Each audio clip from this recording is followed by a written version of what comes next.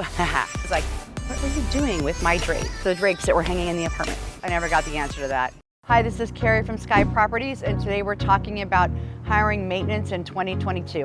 So I think the first thing that needs to be considered when you're hiring someone for maintenance is that you're able to communicate really well with them. If you cannot communicate well with your maintenance people, in the long term, it can be such a hindrance in getting things done.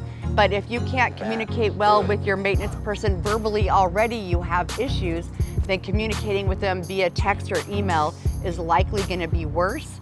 And it's very important that you're able to document things where tenant maintenance is concerned and building maintenance is concerned, so communication is key. The next thing I like to do after I establish that I'm able to communicate well with someone that I'm hiring for maintenance is I like to give them scenarios. So you want to take your last 3 perhaps disasters or things that did not go so well and ask them what they would do in that situation.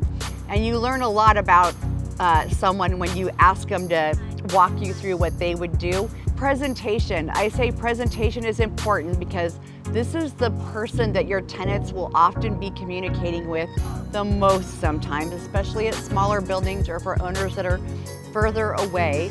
But your maintenance person is the person that will be communicating with the tenant directly if the tenant's home.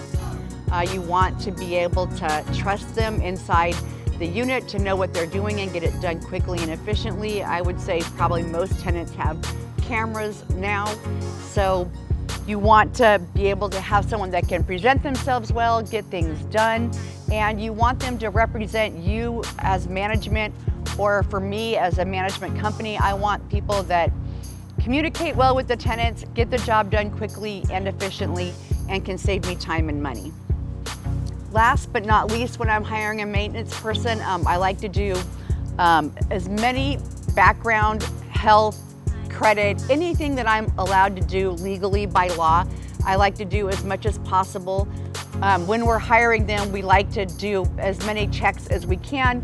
We'd like to make sure that they have a clean bill of health and can lift a certain amount, that they are up to date on their tetanus shots, or if they need to have a TB shot, we get that done. And sometimes we have maintenance guys pick up rent checks for us at smaller buildings or buildings that might be a little bit further out.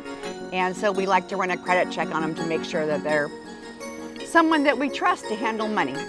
When we are hiring for our maintenance team, we like to hire people with different strengths. So if I have one maintenance person who's really strong in plumbing, then perhaps maybe the next person I hire might be really strong in electrical. There are so many different things that need to be done in an apartment building. Some people can paint, others cannot. So you want to have a staff that has various skills